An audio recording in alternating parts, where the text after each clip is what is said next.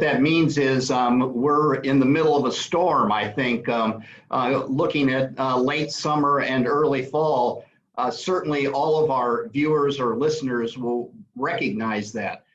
Who among us would have thought a year ago that we'd be talking about COVID-19 and social distancing? Certainly something that has been new to all of us. And of course, with that, there's variation around the country. So the fall is going to be a little bit different than any of us have ever seen before. And frankly, that's why we want your questions and why we are doing this webinar, so that we can begin getting all of you to think about what late summer and early fall will look like. For instance, the CDC, if you're in a school area that will closely watch and follow the CDC guidelines, at the moment, and of course we know they change, but at the moment, the CDC is suggesting for school in late summer, early fall, that there be no outside groups allowed in.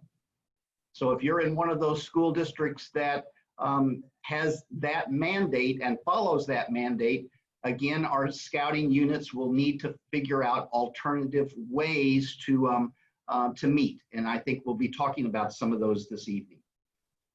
Others may have school access. We have some states that have school access laws that allow scouting and other congressionally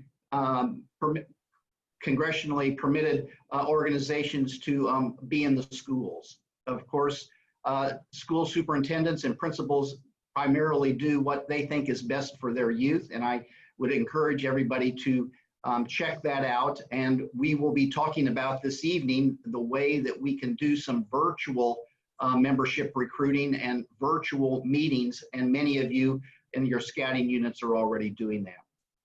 The other aspect to late summer, early fall that we want to prepare you all for. Most everyone on this meeting is certainly aware that the National Boy Scout Organization has filed a Chapter 11 bankruptcy in order to equitably treat anyone who was abused as a child in scouting.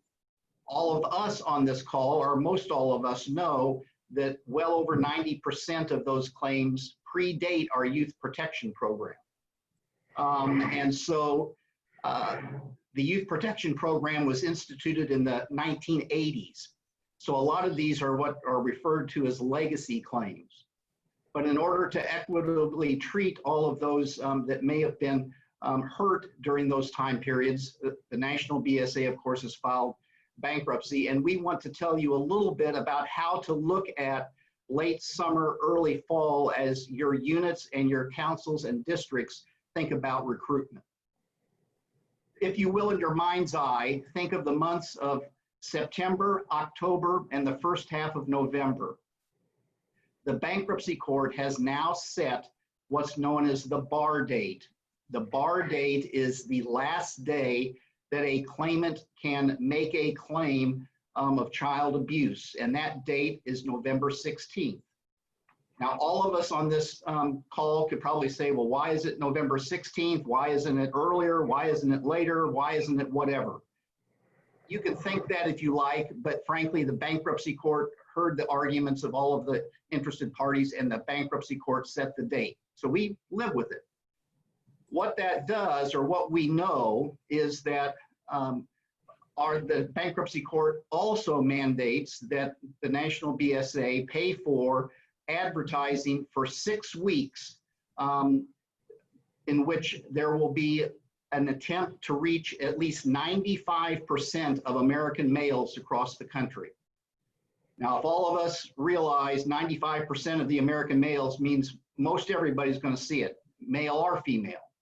And that time period for that heavy advertising required by the bankruptcy court will be, in essence, the 4 weeks of September and the first 2 weeks of October. Be for approximately 6 weeks. And then there's a 4-week time period after that before the bar date. So, knowing that, I should also add one more thing. Plaintiffs' attorneys can advertise anytime they want. So many of you may have already seen advertising. That's lawyer advertising that's going on. You can anticipate that before September 1st. And of course, you can anticipate that from October 16th to November 16th. But the big push will be those 6 weeks from the 1st of September to the middle of October. What that may suggest for a number of our units, districts, and councils is to push recruiting up into August as early as they can. It's only natural that parents, when they hear about this advertising, may be concerned with youth protection. Of course, all of us know that we have the best youth protection program in the country, but it'll take a little while to convince new parents of what that program is. And so we know that we have challenges associated with this advertising. So be aware that anything you can do to recruit over the summer, anything you can do to recruit during August, when there's not going to be as heavy advertising, may help you in terms of your recruiting. And of course, if you can wait until after November 16th, we don't recommend that, but if that's a strategy you employ, then the advertising will be done.